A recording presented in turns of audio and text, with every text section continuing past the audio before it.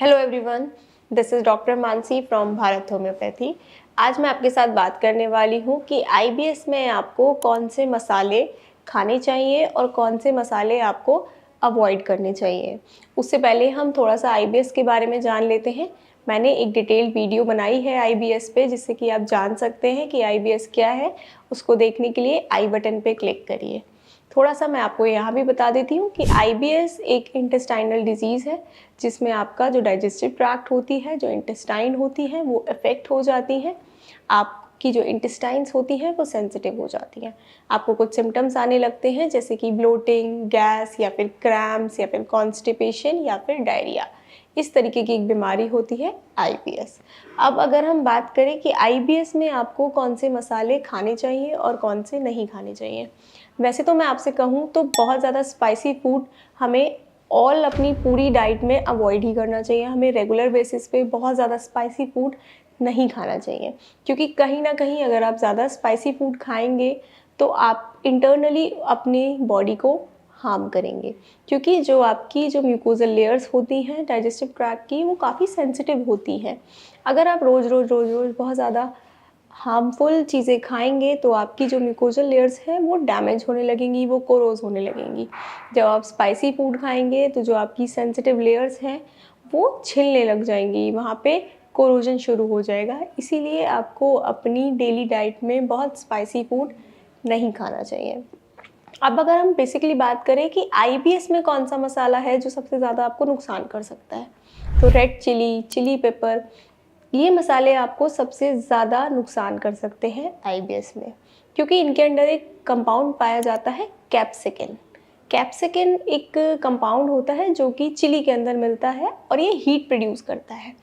अगर आपको आईबीएस है, आपकी जो इंटेस्टाइनल लेयर्स है वो ऑलरेडी बहुत ज़्यादा ट्रिगर्ड है, वो सेंसिटिव हो रखी है, और अगर आप उस टाइम पे रेड चिली खाओगे, उसमें जो कैप्सिकिन प्रेजेंट होता है वो और हीट प्रोड्यूस करेगा और आपका जो आईबीएस है वो फ्लेयर अप कर जाएगा, वो ट्रिगर कर जाएगा।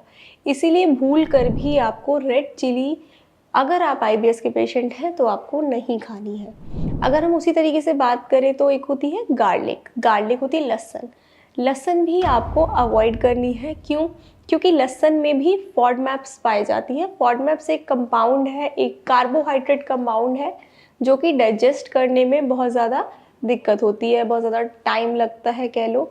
तो अगर आपका डाइजेस्टिव सिस्टम जो है वो वीक हुआ हुआ है, वो सेंसिटिव हुआ हुआ है, तो अगर आप ज़्यादा गार्लिक खाओगे तो उसमें जो कार्बोहाइड्रेट कंपाउंड प्रेजेंट है वो नहीं डाइजेस्ट हो पाएगा, उसमें दिक्कत होगी।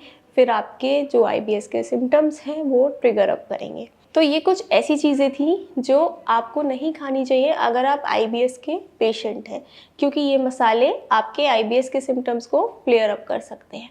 अब अगर हम बात करें, अब हम ब्लेंड फूड तो नहीं खाएंगे, कोई भी ब्लेंड फूड खाना पसंद नहीं करेगा कि बिना मसालों का खाना खा लिया, नहीं।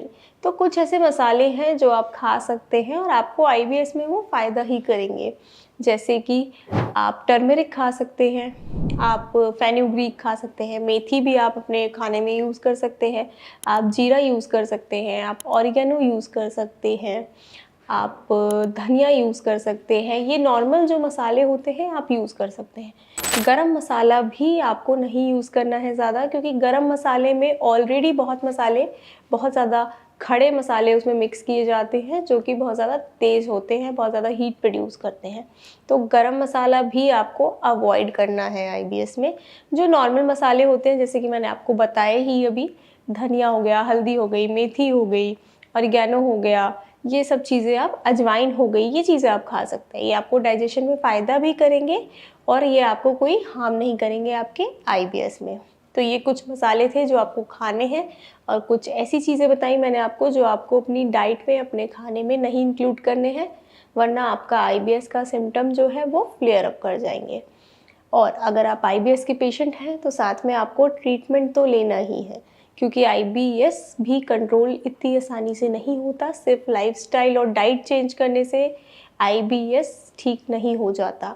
हाँ, ये ज़रूरी है कि अगर आप ट्रीटमेंट ले रहे हो तो साथ में आपको डाइट मेंटेन करना ज़रूरी है, लेकिन आईबीएस का ट्रीटमेंट भी उतना ही ज़रूरी है। उसके लिए आप भारत होम्योपैथी में संपर्क कर सकते हो। यहाँ पर पूरी एक टीम है आईबीएस के डॉक्टर्स की, जो आपको आपके हिसाब से, आपके सिम्टम्स के अकॉर्डिंग आपको ट्रीटमेंट देगी और आपका आईबीएस को बहुत अच्छे से मैनेज किया जाएगा, ठीक किया जाएगा। Thank you.